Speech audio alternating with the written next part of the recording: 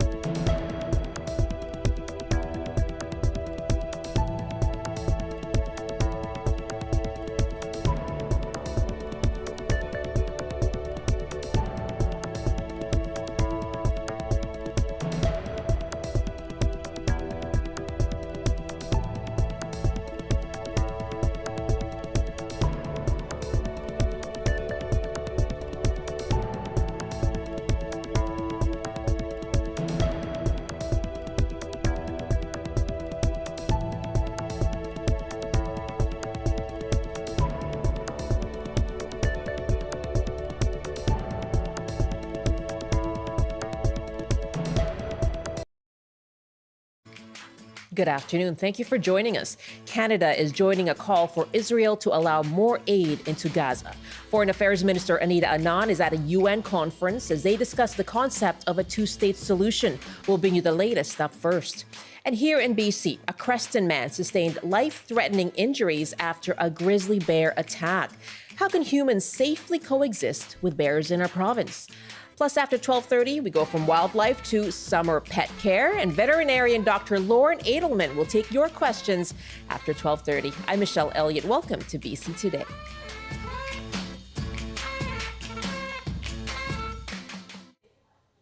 First, to the latest developments in Gaza and the Israel-Hamas war, which nears its 22-month mark. World leaders are faced with a worsening humanitarian and hunger crisis as they discuss Palestinian statehood. Today, Israel strikes have killed at least 36 Palestinians, according to local health officials. One of the dead included a newborn. At the United Nations, there is a diplomatic push for greater peace and stability in the Middle East. Dozens of ministers have gathered at the United Nations General Assembly to revive the concept of a two-state solution involving Palestinians and Israel. The U.S. and Israel boycotted the event, saying it benefits Hamas. This event comes days after French President Emmanuel Macron said his country would recognize a Palestinian state in September. Canada's Foreign Affairs Minister Anita Anand briefly addressed the roundtable, reaffirming Canada's support for a two-state solution. Canada believes a two-state solution remains the only viable path to lasting peace for both Palestinians and Israelis.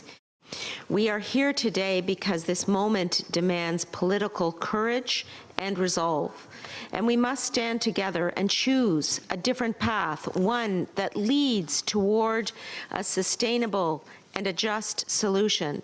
And political agreements alone are not enough.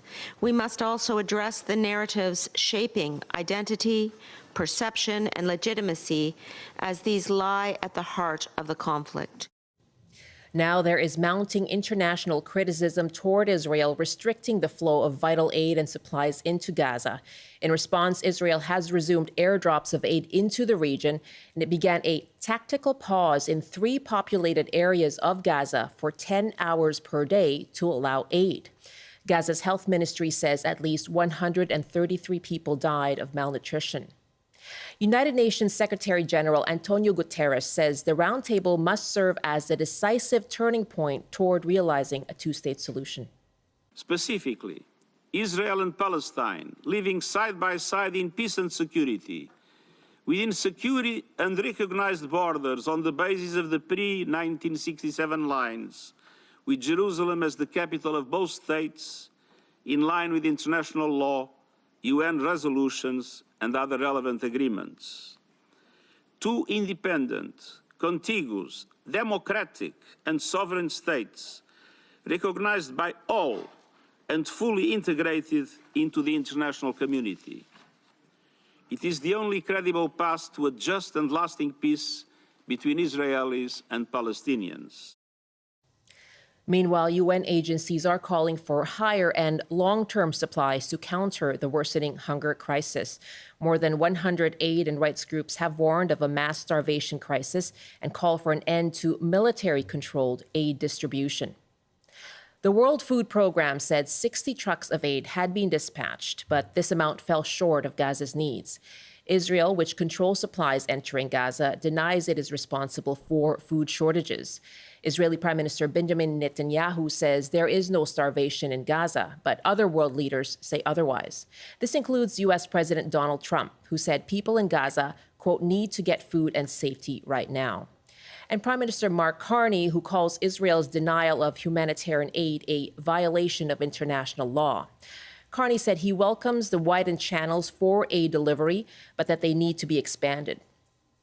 Yusra Abu Sharek is a program coordinator with the International Network for Aid, Relief, and Assistance. She says more needs to be done to treat the malnutrition on the ground. We, the humanitarian aid workers and are encouraging everyone to allow these aids to reach the warehouses and the stock of humanitarian organizations so that they could dispatch and distribute them impartially, and for people in need who don't have anything since March 2025. So yes, there is a glimpse of hope on the ground, but yet nothing has changed. For example, just this morning, I cut off a damaged part of the bread we have that got damaged due to the moisture and the improper storage. We don't have electricity. And while I was doing that, my 12 years old son was saying, "Hey, Mom, we are dying of hunger." So This word killed me, like while I was hearing it, but it's nothing compared to others who are suffering in that sense. I can't bear looking at the desperate eyes of mothers who are struggling to secure the very basics of their babies. According to the World Food Program, almost 470,000 people in Gaza are enduring famine-like conditions, with 90,000 women and children in need of specialist nutrition treatments. More on that ongoing story and continuing story, of course, throughout the day here on CBC. It is now 12:12. You're with BC Today. Meanwhile, the countdown is on for August 1st, and that's the deadline day for Canada to reach a trade deal with the United States. Prime Minister Mark Carney is making new promises to cut costs of Canadians, which comes at the heels of the U.S. and the EU reaching a new deal. Camosun College political scientist Daniel Reeves spoke about the deal with Stephen Quinn on the early edition this morning and about what that means for Canada's prospects of an agreement. Yeah, I think the Europeans sort of said, we want off this Trump merry-go-round in terms of trade, and they would be willing to take not a great deal, because this 15% tariff only applies to European goods coming into the United States, basically making European goods 15% more expensive to American consumers, but doesn't apply there's no reciprocity. Right. And there are a few sectors in that deal that don't get touched. Semiconductors, military equipment. There's a few elements that don't get touched, but by and large, I think the Europeans basically said, we will take an imperfect deal to get a deal. I think that's interesting because what we've heard from the premiers and the prime minister, certainly as recently as last week, is that they are willing to wait on a better deal as opposed to rush into what they would see as a poor deal.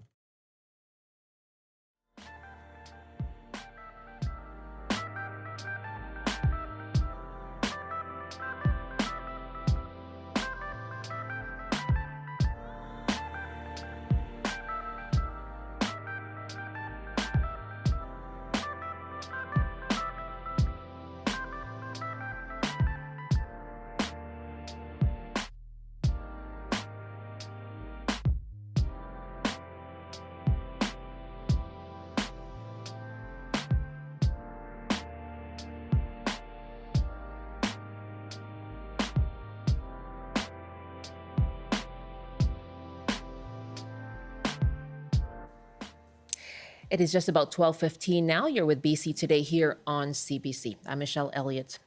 Well, over the weekend, there were two separate wildlife attacks in the province, and one with a cougar in Smithers, another in Creston involving a grizzly bear, and a man was hospitalized with life-threatening injuries after a grizzly bear attack. Now, he was one of two people on e-bikes who were traveling down, and when the attack happened, he was hospitalized with life-threatening injuries. Now, we're going to talk about that and about what it takes for British Columbians to coexist safely with grizzly bears and other wildlife in BC. We'll take your calls on that. 1-800-825-5950, 604-669-3733. You can also hit pound 690 on your cell phone. Our email is bctoday@cbc.ca. And our TikTok Live is up as well, so you can certainly leave your comment there. Meanwhile, in the Lower Mainland, you're more likely to encounter a black bear. And Holly Reisner is with the North Shore Black Bear Society, and she shared some tips on what you can watch out for to avoid bear encounters. We're here near Lynn Canyon, and this is a huckleberry, you said. Yeah, this is a red huckleberry bush, and this is really good bear food. So we've got lots of native species of berries all throughout BC that bears love, and they get ripe at different times throughout the summer. So there's always something around for bears to eat. So that's another really important thing to know if you're out in bear country is, am I in an area where there's a lot of bear food, huckleberries, blueberries, all kinds of different things? And if I am, then I have to think to myself, well, I might come across a bear. So being aware of those things, looking out for bear signs. So if you see fresh scat or you see a torn up log in the forest, bears tear up rotten logs to get at the insects that may be inside them. So always keeping your eye out, keeping the earbuds out. So you want to be able to listen and look and hear and see what animals may be around you when you're using the trails. That was Holly Reisner from the North Shore Black Bear Society. She was speaking with CBC News reporter Pinky Wong. And yes, we're asking you to call in about your own wildlife encounters and how can we coexist safely with wildlife in BC? It is that time of year. You can call us now, 1-800-825-5950, 604-669-3733, or hit pound 690 on your cell phone. Again, our email is bctoday@cbc.ca. And my guest is Dee Howard. She is Creston Valley's Wildlife Coexistence Coordinator, and she actually holds workshops aimed at educating families about safe and sustainable ways to share the outdoors with wildlife. Dee, good afternoon. Thanks for being with us. Good afternoon. Thank you for having me. Well, I imagine that people are talking about this in Creston, around the valley. I mean, what are you hearing? Yeah, we've recently, just in June there, we actually had a bear fair to celebrate bear awareness and safety, and we had live demos. So that was last month, and I've just been newly appointed as the coexistence coordinator. So yeah, there's a lot of hype about activities with wildlife and bears in the town right now, and the valley. So yeah, it's a lot of work has been put into it. At the Bear Fair, we had so many groups that came down and did demos, and the kids were there, and it was excellent. It was really well received, and the aim of this position is to create awareness and provide training and workshops. So to create a safe and make sure people are prepared. Yeah. So can you tell me why these workshops are being held? Is it because, as we heard from the mayor, the former mayor, that there have been these efforts to promote the grizzly bear population, and they're now thriving and have been restored? So is that why there's now this push for greater awareness about coexisting safely? As the population grows and as we develop outside the towns and we create more trails and more people move in, it's more about creating awareness there and coexisting together. Like they are there, we are here, but we want to make sure that we can work together and we can be ready and be prepared when if we do have an encounter. So it's not so much that we, like for the grizzlies, we want corridors, we want to create habitat up there, but we just need each area is different, and we need to make sure that everybody is prepared and ready for like recreation and getting out there and enjoying it, but still being aware and make sure they're being prepared. Right. And what are the biggest lessons that you're trying to impart to people in the Creston Valley? It will be absolutely number one to carry bear spray. And with that, not just carry it, but know how to use it. Right, there's that. Yeah, so, sometimes you might think you've got your bear spray in your backpack and I'm safe now, but no, you need to, one, make sure it hasn't expired, two, know how to use it and have read the instructions specific for that type of bear spray that you've bought, and then have it accessible. So important. Not in your backpack. You can get belts, you can get running belts. There's so many places, but have it ready and accessible. Know how to use it. That's number one, 100%. Okay. And when you say know how to use it, I mean, what are some things? I imagine don't just keep it in your backpack. Have it, be more easily accessible.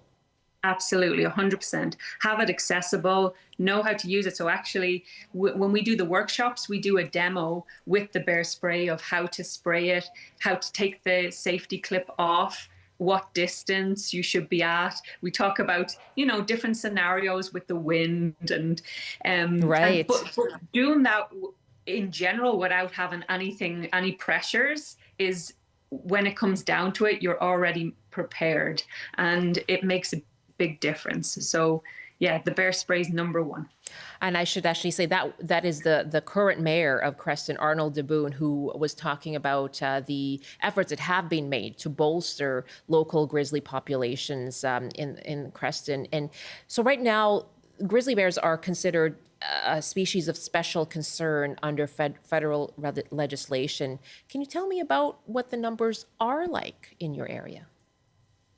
I mean, we've had numbers. I think last year was mentioned that we had in the region of just under 20, but living in the community and speaking to some farmers, there's believed to be more. So the exact number is unknown. We definitely should do some more research and figure that out. But it's how many there is right now or how many there is, either way doesn't matter, as long as we're prepared for any situation and we know how to deal with a situation. Okay. I'll put out the numbers once again. We're asking about your own wildlife encounters during the summer, and what do you think is needed so that we can coexist peacefully alongside grizzlies, black bears, and other wildlife as well? I'd love to hear from you. 1-800-825-5950, 604-669-3733. And you can also just hit pound 690 on your cell phone or email bctoday@cbc.ca. And so when you're, given that population, you mentioned bears and, you mentioned farmers rather, and I know that there's agricultural land there as well. So when you're talking about creating corridors for the grizzlies, what does that entail? It's just making sure that they have somewhere to go, they have somewhere to travel, have appropriate habitat. So when we build or develop and move out, that we take that into account, and take that into account when we build fences, take that into account when we populate an area, that is a corridor, or if we're going to shut that off, we create another corridor. So it's just being aware of the area and making sure that they have a way to go where they need to go. Okay, and can you tell me more about any efforts around that to ensure that there are these corridors, there are places for the grizzlies? Because, as you mentioned, with increased development, and we are in bear country, right? So how do we ensure that there are spaces for grizzlies and that their habitat is thriving as well? I think that and this is the idea of the workshops now. The workshops are to get out there, and when you move to the area, then you get the education about grizzlies and get the education about their movements and, when they are moving, when they're going back up to hibernate, and knowing all them details of when they might be coming down or at what season and what crop they like, what they like to eat.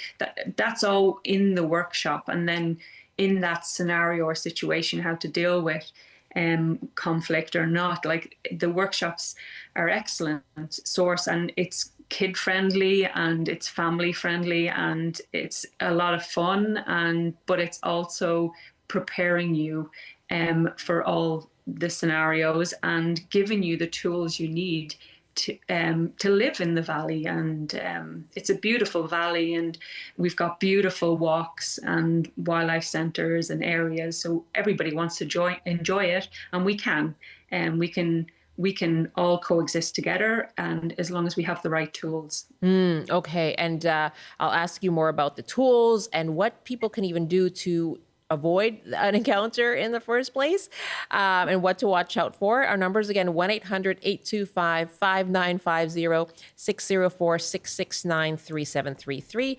You can also just hit pound 690 or comment on our TikTok live. You can also email us, and that's bctoday@cbc.ca. We're asking you about coexisting with grizzly bears and other wildlife in British Columbia. So, of course, more of us are spending time in the outdoors right now. It is that time of year.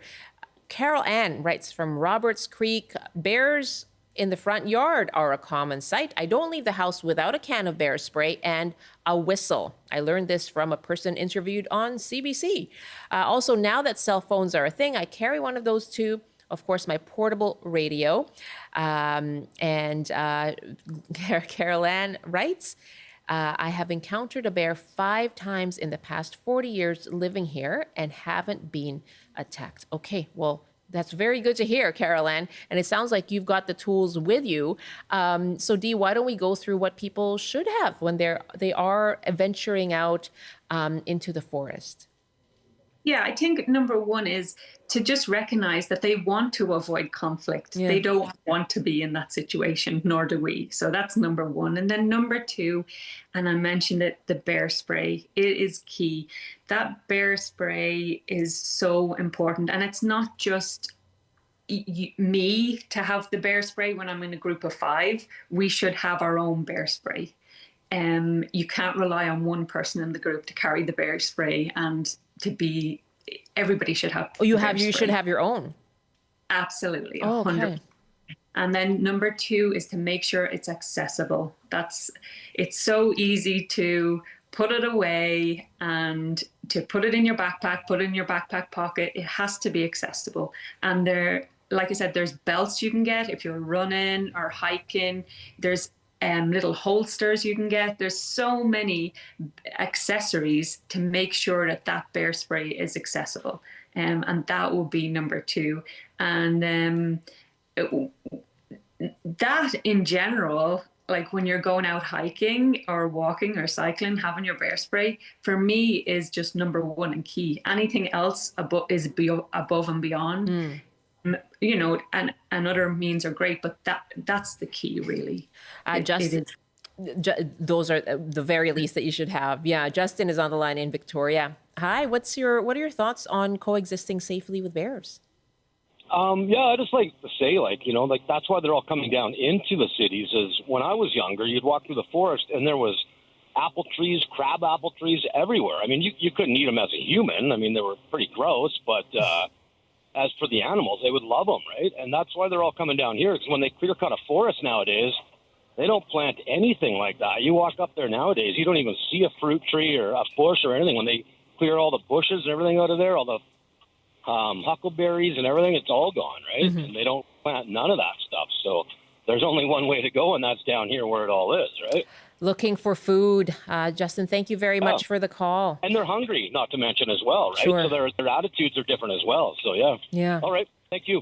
Thank you so much for the call. Yes, Dee, is that really a part of it? Why there may be, I mean, we've seen the numbers of calls kind of fluctuate over the years, but when it comes to bear encounters, but is that really what's behind bear encounters or bear attacks?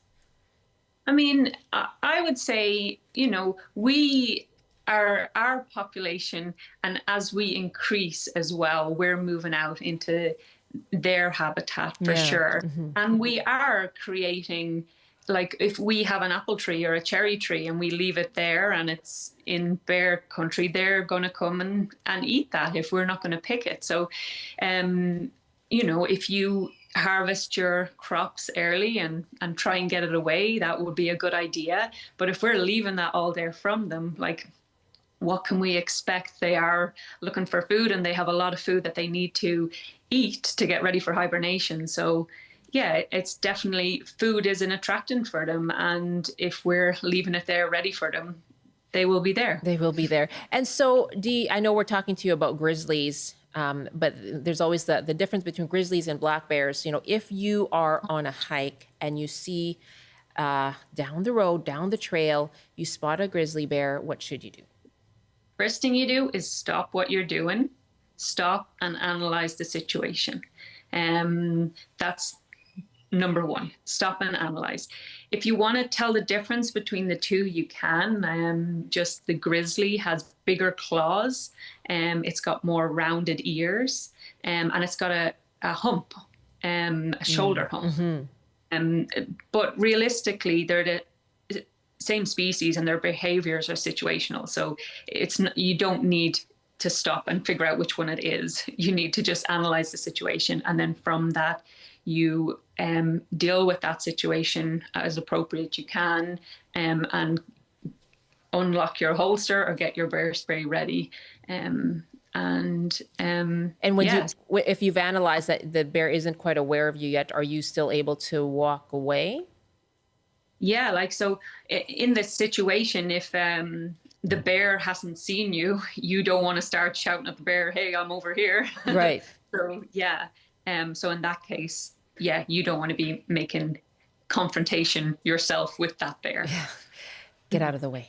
I like that. Situation specific, not species specific. Well, they're the same. So thank you so much. This is really helpful. And we have an email from Donna in Penticton who writes, we live in an alpine area and we hike often, but are guilty of not carrying our bear spray. Currently, we have 2 expired canisters and plan to practice discharging the bear spray. Clearly, we need to improve our hiking habits. Yes, thank you very much for sharing that and admitting to it, because yes, so do a lot of other people. Donna, thanks for that. And Dee, thank you for your tips today. Really appreciate your time. Thank you so much. Dee Howard is Creston Valley's Wildlife Coexistence Coordinator. It is 12:32. You're with BC Today. And coming up in our next half hour, we'll talk about domesticated animals. We'll talk about your household pets and how to care for them during the summer. This is BC Today. Right now, it's time for a news update. And here's Rob Zimmerman. Good afternoon. Police say 2 people are dead after a fire Friday afternoon in a house in Prince George. The fire is not considered suspicious, but there's no word on a cause. The victims' names have not been released. The weekend drowning of a 19-year-old man has forced the temporary closure of the Othello tunnels near Hope. Police say a coordinated operation is underway to recover his body from a river in Coquihalla Canyon Provincial Park. Search and rescue teams used a raft to rescue a bystander who got stranded trying to find him. And as we've been hearing on the show, a BC man is in hospital with serious injuries after he was attacked by a grizzly bear over the weekend. He was e-biking along the Kootenay River near Creston with his wife when they encountered 2 grizzlies. His wife used bear spray to fend off both bears, including the one attacking her husband. The RCMP say her actions might have saved his life. And now the forecast on the north coast. Cloudy this afternoon with a high of 19. Highs reaching 22 and mainly sunny in the Peace. In the central interior, including Prince George, a mix of sun and cloud with a high of 25. Highs from 27 to 32 with some sun and cloud in the Kootenays. In the southern interior, including Kelowna, sunny breaks this afternoon with a high of 30. And for Metro Vancouver, Greater Victoria, and the Fraser Valley, sunny this afternoon with highs from 18 to 29 inland. That's your CBC News update from Vancouver. Rob, thank you very much. Welcome back. That's Rob Zimmerman in the CBC Vancouver newsroom. Thanks for joining us here on BC Today on CBC Radio 1, CBC Television, live streaming as well. You can just watch us on YouTube, search for CBC British Columbia, and we are live on TikTok. Well, just a few more days, as you've been hearing, until the August 1st deadline for a trade deal with the United States. And Canada-U.S. Trade Minister Dominic LeBlanc is in Washington this week. Prime Minister Mark Carney says negotiations are at an intense phase, and he spoke this morning from Prince Edward Island, where he also addressed the newly announced trade deal between the U.S. and the European Union. Only sign a deal that's the right deal, that's a good deal for Canada. We're representing Canada, we're standing up for Canada. The United States and Canada can do many good things together. We have done that in the past, we can do more in the future, but on fair terms for our country. We are also partners in defense and security with the United States, as you saw with the agreements at NATO just last month. So there are similarities, there are differences. One is geographic proximity. Secondly is Europe. I'll give you one example of the difference. Europe, in that agreement yesterday, made commitments to buy American energy. Europe needs to fully get itself off Russian energy. So they're going to buy American energy to help them do that. America needs Canadian energy. Well, tomorrow on the show, we will talk about the impacts of the U.S. tariffs on the used car market. And we'll talk with Auto Trader Magazine. And you can let us know as well how your own hunt for a car is going if you're shopping for one, and whether you are seeing vehicle prices accelerate.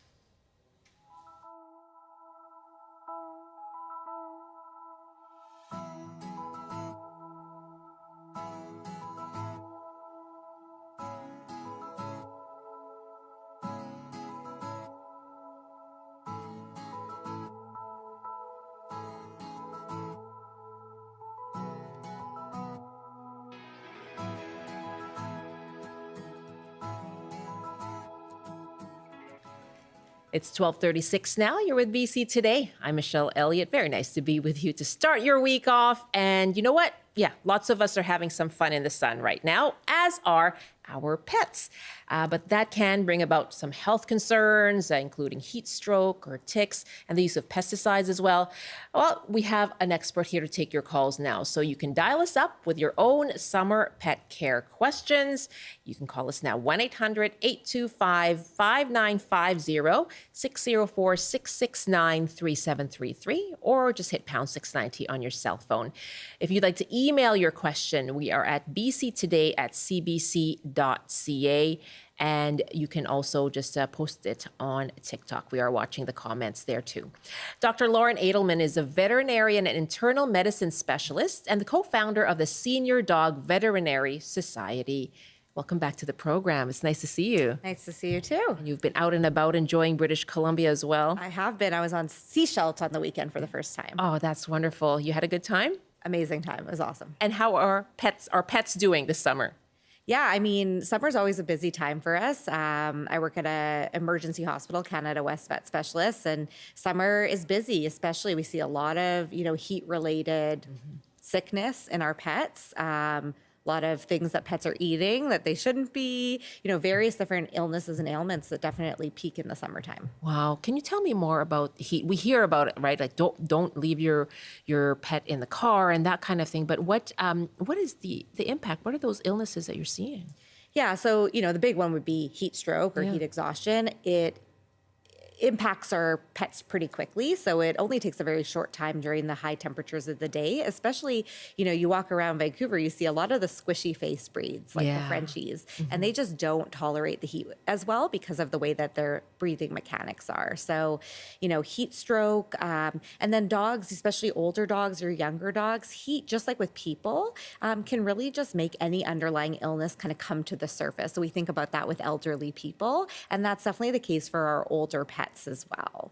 Okay. And so what should we be avoiding? We are heading into another stretch of hot weather this week, the earlier part of the week. What should we be avoiding to ensure that they don't get heat stroke or other illnesses that way? Yeah, so if it's too hot for you outside, it's probably too hot for your pet. One really important thing is, if you're going to be walking your pet outside, feel the concrete. If it's too hot for you to walk on barefoot, it's a risk to burn their paws. And so either wear booties or probably a better option would be taking them out during the cooler times, like early in the morning, late at night, avoiding rigorous exercise during that really hot time of day. And when you are outside with them, take precautions, make sure they have access to water. And if you're seeing signs of heat stroke or heat exhaustion, you should probably take them into a shaded area. Or if it's severe, vomiting, they're panting really heavily, they're vomiting, having diarrhea, any other signs like that, they should see a veterinarian as soon as possible. Okay. And I know, I've been thinking of planning a hike, and yesterday was out at the park, definitely seeing those dogs running around and enjoying themselves. But keep in mind, the hours of the day, I suppose, too. That for sure. Yeah. Now, you mentioned eating things they shouldn't be eating. When does that happen? Well, barbecue season tends to be a really common. Corn cobs. I was in the other night. I got called in 3 different dogs that ate chicken skewers. So, yeah. Like the full? Oh, yeah. Oh, my gosh. Like sword swallowing. Oh, my gosh. Oh, no. So summertime tends to be pretty bad for foreign bodies. Dogs, it's amazing what they can get down and then not be able to bring back up. So as an internal medicine specialist doing endoscopy or scoping, it's my busy season. Let's just say that. Oh my, how gingerly you must approach that.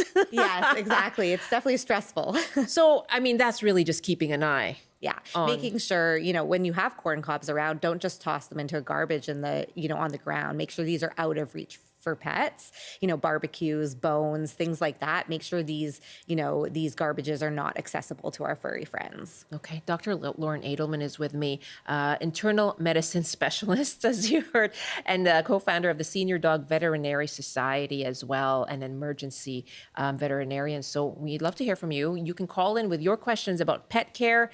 What are you wondering about this summer? You can call us 1-800-825-5950, 604-669-3733, or just hit pound 690 on your cell phone. Our email address is bctoday@cbc.ca. And I see some emails coming in, but you can also comment on our TikTok live. And so one thing I've been reading about a lot is ticks and concerns around ticks, whether for humans, because the presence is becoming more ubiquitous or more present.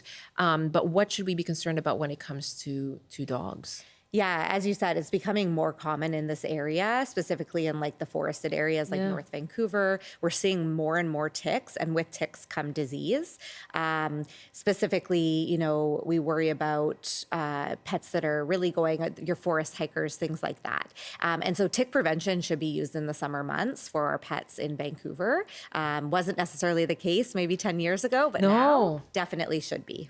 What does that entail then? So usually if you go to your veterinarian, you know, there's flea prevention, heartworm prevention, things like that. Oftentimes these come in combo drugs that you can kind of do everything at once with those. It's usually either an oral medication or something that you put topically on them. Okay. Now, if you are done, you have gone on that forested hike. I see a lot of them on like heading up to Quarry Rock and that kind of thing. So nice. But once you've gone home, what can you be doing to ensure that there are no ticks on your pet? Yeah, so doing a head-to-toe tick check, you know, feeling all the areas, they usually just kind of like feel like little bumps in the skin. Obviously, in big furry dogs, that can be hard. When we're really worried about it in the hospital, we have to do a full shave, which can be intense. I wouldn't recommend doing that at home, but doing just really a good head-to-toe palpation, feeling their bodies. And if you do find a tick, I would recommend taking them to the veterinarian for removal because it's really important that you don't leave any parts behind. And then also they can recommend certain testing. What are the illnesses that you could be concerned about? So ticks carry a variety of diseases.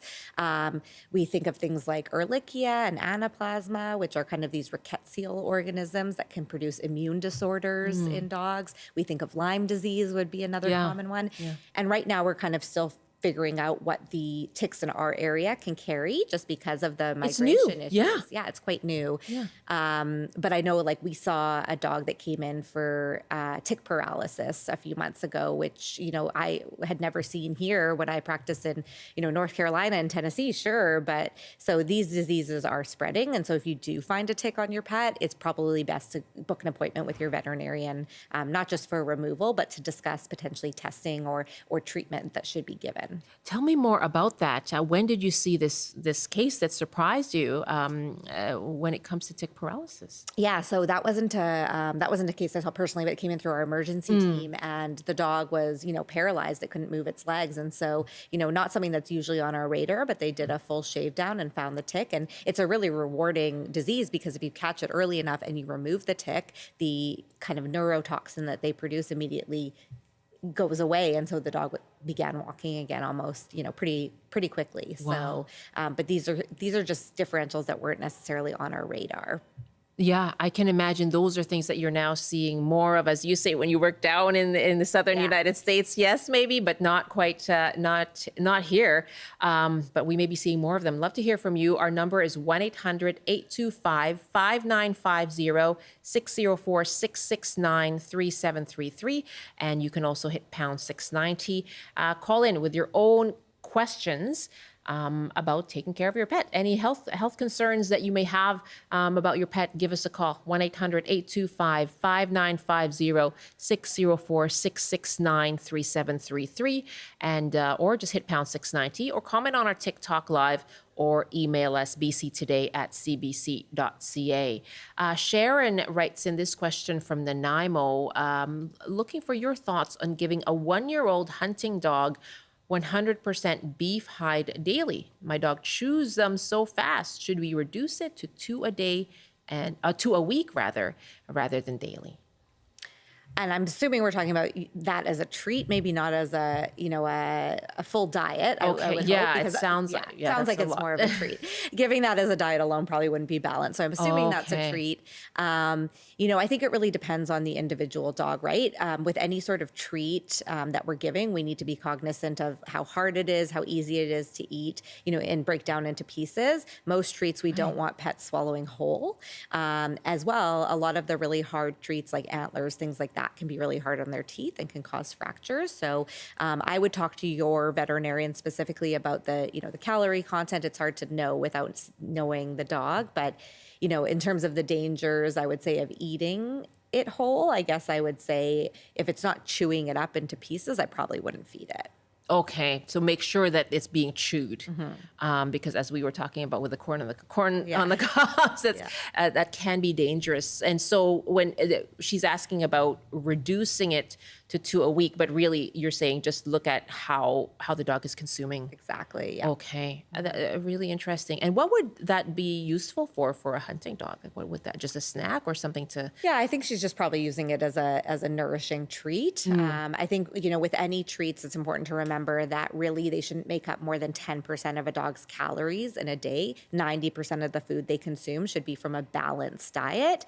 10% calories are from treats. And so we want to make sure, I think a lot of times, especially for dogs in their older years, when they get pickier, we start to kind of transition more into the, we put the kibble out, but the dog doesn't eat it. They eat only the, chicken breast. And so we just need to make sure their diets remain balanced as well. Okay. How do you do that if a dog is refusing the rest of that balanced diet? Yeah, it's about finding something they want to eat. So there's a lot of different options out there about how to feed pets, to their preferences, how to make meals more enticing for them. Obviously, you want to rule out that there's not an actual medical issue going on. So visiting your vet if there's any changes to appetite or thirst or urination.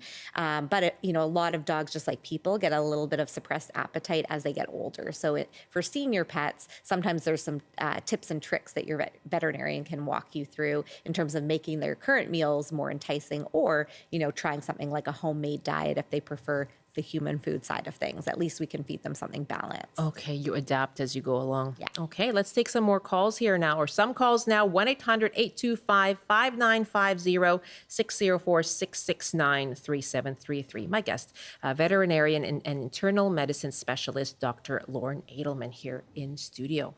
Let's head to Bridge Lake, and Cindy is calling in with a question. Oh dear, and it sounds like one of your dogs got really sick, Cindy? Yeah, this actually happened when I was up in the Yukon, but I've seen this particular threat here in the Caribou as well, and I'm sure your vet will be aware of it. It's a type of grass, and I think it's called foxtail or something, and the dogs are really attracted to it, but the spikes get stuck in their throat. Oh, dear. And my dog, she had a high fever, and she was coughing up blood, so, she had to see the vet and have them taken out endoscopically. Okay, and how did your dog recover? Did it all go okay after that? Oh yeah, she was fine once they were removed. Yeah. And so, do you still? But it involved a 6-hour drive to Whitehorse from Dawson City, but other than that, it ended well. With a dog in a lot of pain. Yeah, and I've seen that particular grass in a lot of places, and the dogs just seem really attracted to it. It must be sweet. And the other thing we have here is a type of burr that's about 1.5 centimeters long, and it's very spiky. And if you don't remove it after you come in from a walk, it can actually burrow into their skin. So that's another thing. Yeah. Cindy, can I ask you, what do you do now? That you still encounter foxtail, and what do you do to make sure that your dogs don't consume it? Yeah, I make sure that I don't walk anywhere where I see it. So I fortunately don't have any around my property or the nearby properties where I walk, but I have seen it in 100 Mile House, and I just don't walk there or have the dog on the leash. Right. Okay, good stuff. Cindy, thank you very much. Great warning for people, but can you elaborate on that? Yeah, so foxtails are everywhere. I mean, I walk my dog on Fraser, Canby. They're around the trees in that area. So they're just kind of like that tall, kind of wispy grass. But, like Cindy was saying, the little foxtails that are on that grass are kind of pointy, and they're really designed to go in and not come out.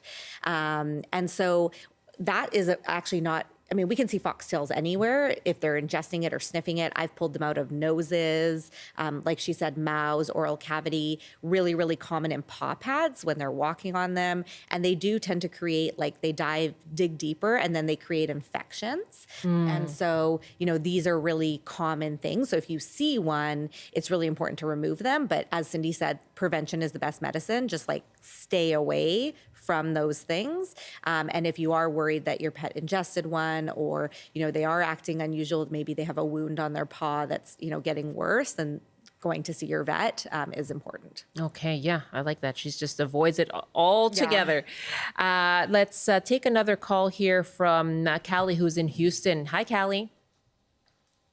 Hi there. Hi, go ahead with your question for our veterinarian here. Yeah, my question for Dr. Lauren is it actually okay for my dog to have ice cream? I keep seeing people giving their dogs ice cream with the summer weather, and I'm curious to know if it's actually okay for them to eat or not. On Dogstagram? Yeah. On Petstagram? Yeah. Yeah. It's a social media thing. Okay, so yes, can you actually?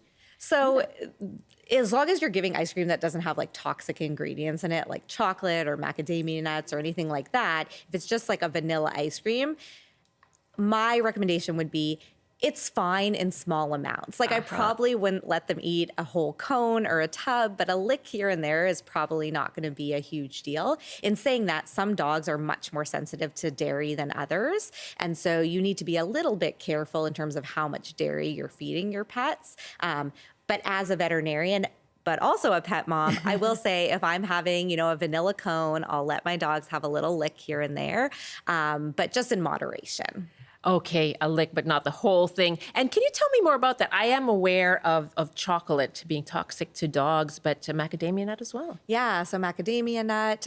There's a lot of toxicities like raisin, so no rum raisin. That's a double whammy there. Alcohol and no. And even like coffee, ice cream, stuff like that. So anything with caffeine, chocolate, like definitely avoid that. But I think if we're just talking about a little lick of vanilla here and there, they get to enjoy the fun sometimes too. Yeah, I'm sure they get jealous watching you enjoying your cone. Yeah. Now, talking about ticks, we have an email asking if a dog is on NexGard, will ticks that attach just die and not be a concern?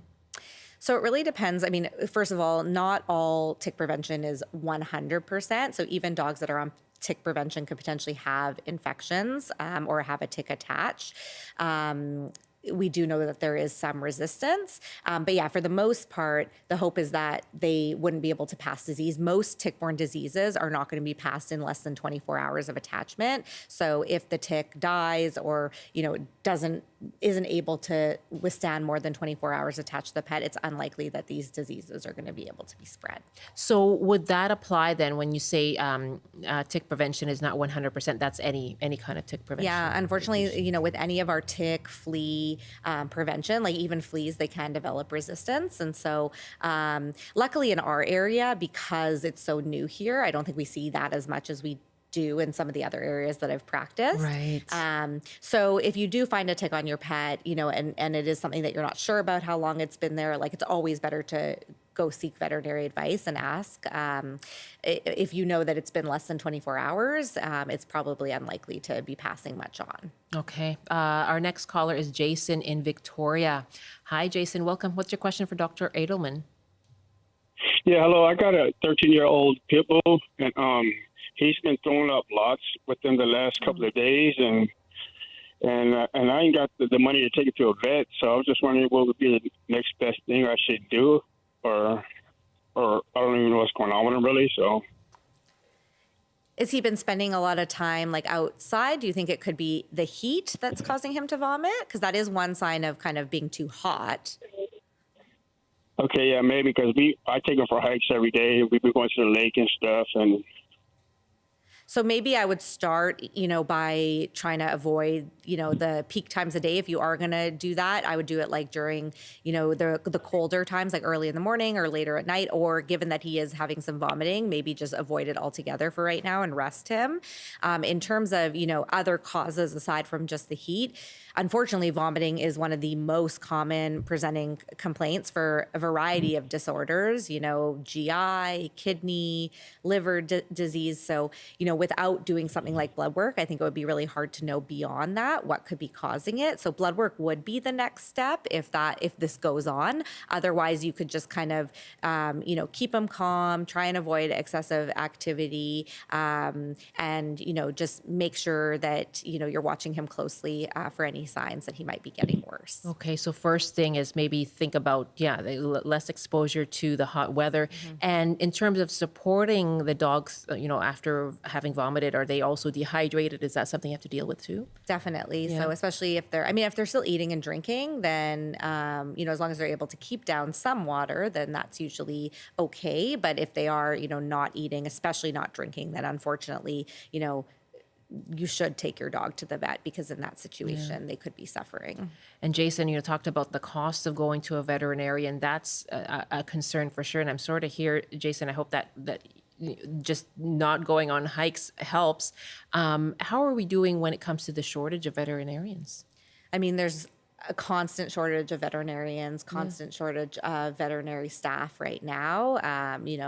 Every morning at our hospital, we have a meeting and we talk about, where we're short, which departments. And I know that's not just in specialty practice, but in, general practice as well. I mean, the cost of veterinary care, it's expensive. It's a privatized industry. And I think in Canada, it's hard because we are used to a public healthcare system. But, whenever I meet people, they say, oh, you're a vet, you must be so rich. And it's like, well, there's a lot of overhead costs in veterinary medicine because we aren't subsidized by the government. And unfortunately, it is expensive. My biggest piece of advice is if you're getting a pet and you can afford it, pet insurance is the way to go. I have it on all my pets too. Yeah. But that's, that is helpful. Yeah, absolutely. Still an ongoing issue then. That's why it's so valuable to have you here and answer these questions. Thank you so much for coming in. Yeah, absolutely. Dr. Lauren Adelman is a veterinarian and internal medicine specialist. Thanks so much for all of your calls to BC Today.